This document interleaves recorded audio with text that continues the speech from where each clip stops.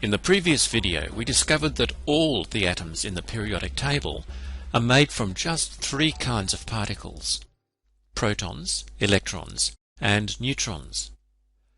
The whole world, in fact. Amazing. We know that the heavy protons and neutrons live in the atom's center, called the nucleus. The proton carries a positive electric charge, and the neutron is neutral. The light electrons whiz around the outside of the nucleus and trace out the shape of a fuzzy ball. They carry a negative electric charge. We can show the electrons moving, but it will be easier to keep them still in this video. We can still learn important things about atoms by simplifying the real picture. Let's pretend we have a pile of each of these particles, and then build some atoms from scratch. What's the simplest and lightest atom you can think of? It must be the one with an atomic number of 1. Did I hear you say hydrogen? It makes sense that this atom is made by using just one proton.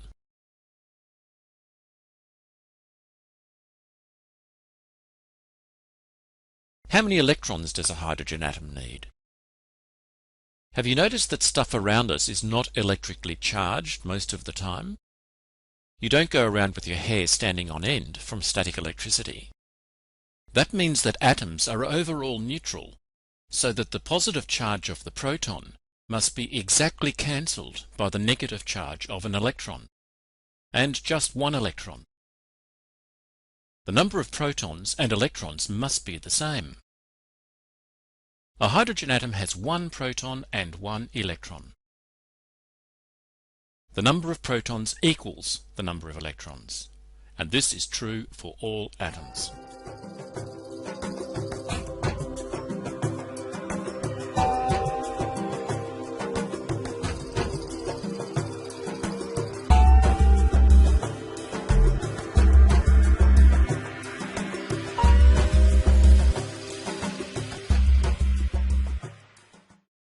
What's the next atom on the periodic table? Helium. To make a helium atom requires 2 protons. And how many electrons? 2. We've just learnt that. 2 pluses and 2 minuses. Overall, neutral. But we have a problem, Houston. The 2 protons in the nucleus both carry the same charge. Why is this a problem? They will repel each other, so the nucleus will fly apart. This is where neutrons come in handy. Neutrons provide some extra glue to hold the nucleus together. There's an extra attractive force that belongs in the nucleus, called the strong nuclear force, that works only between nuclear particles. Without this force, the nucleus would disintegrate. Phew, again. By the way, they won't tell you about the strong nuclear force until you get to university. So this is a kind of trailer for you. A hydrogen atom doesn't need a neutron. Why? It has only one proton in its nucleus, so it won't feel any repulsive forces by nearby protons. Hydrogen is the only atom that can do this. All other atoms must have neutrons in their nucleus to keep it together. But from now on, we're going to ignore the neutrons in building our atoms to make our video easier to follow. Let's remember, though, that neutrons are found in all atoms that have more than one proton. How do we make the third atom, lithium? How about with 3 protons and 3 electrons? That's correct. But we've got another problem, Houston. Electrons live in shells that are wrapped around the nucleus, and the first shell can take only 2 electrons before it becomes full. So lithium has too many electrons to squeeze them all into the first shell. Luckily, there are plenty of shells available, so after 2 electrons fill the first shell, the extra electron can go into the next shell. This second shell is bigger than the first shell and can take up to 8 electrons. This is like a strange hotel that has only 2 beds on its first floor, so after 2 guests are booked in, extra guests have to be sent to the higher floor. The hotel's second floor has 8 beds, and so after the next 8 guests book in, this floor is also full.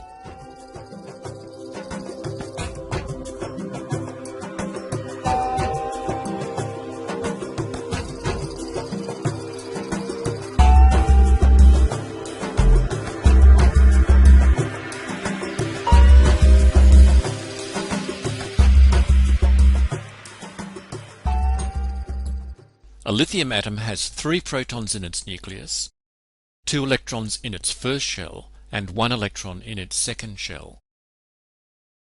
The number of electrons in each shell is incredibly important because it affects the properties of the element and how it will behave in the world.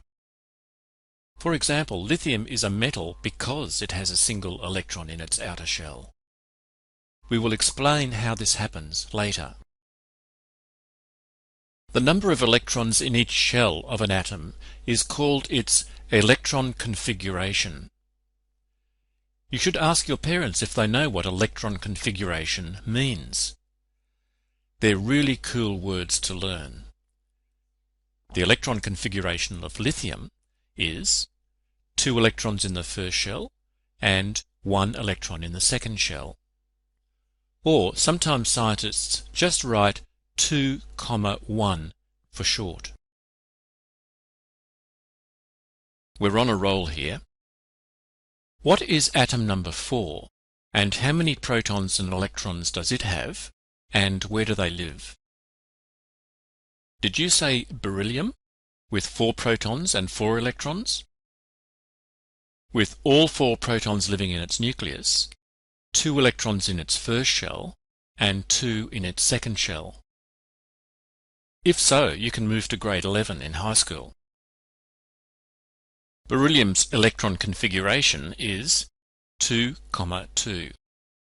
2 electrons in the first shell and 2 electrons in the second shell. Next atom is number 5, boron. It has 5 protons and 5 electrons. 2 electrons in its first shell and 3 electrons in its second shell. Its electron configuration is 2, 3. Then number 6, carbon. 6 protons and 6 electrons. Its electron configuration is 2, 4. Do you notice a pattern here? The number of the atom, its atomic number, is always the same as the number of protons in its nucleus. Earlier we learnt that atomic number meant the place of an atom in the list of atoms from the lightest to the heaviest. When scientists discovered these subatomic particles, they realized that atomic number was also exactly equal to the number of protons in the nucleus. It means that an atom's identity, that is, whether it is hydrogen or aluminium or gold, depends only on how many protons are in its nucleus. The atomic number of an atom is equal to the number of protons in its nucleus.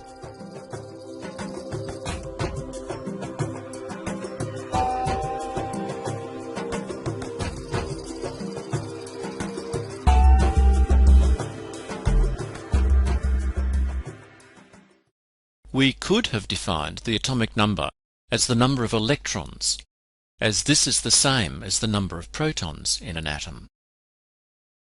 However, electrons can sometimes be swiped off the outside shell of an atom, or an atom may grab an extra electron or 2.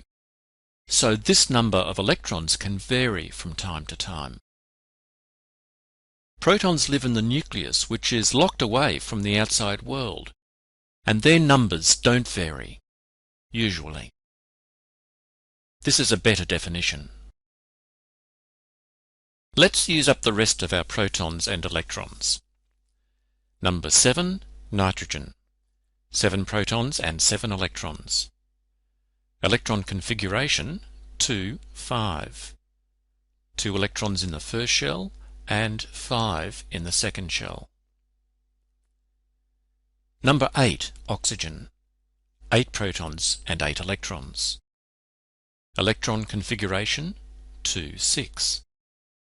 2 electrons in the first shell and 6 in the second shell. Number 9, fluorine. 9 protons and 9 electrons.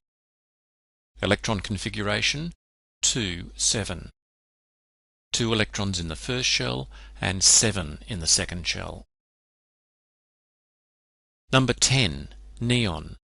10 protons and 10 electrons. Electron configuration 2, 8. 2 electrons in the first shell and 8 in the second shell. Remember how many electrons that the second shell can take before it's full? 8. This means that neon's second shell is full. This has important consequences for neon and makes it an unreactive noble gas. We will explain why this happens later. Can you guess what might happen if we had another proton and electron? Where would the electron go? And what element is this?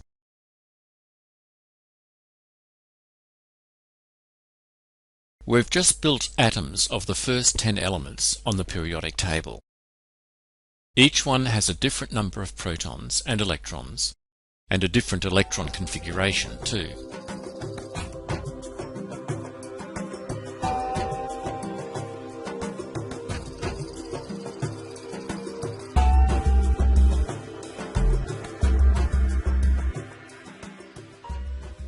As you learn more about atoms, you will discover that these elements are what they are because of these protons and electrons, and how they were put together.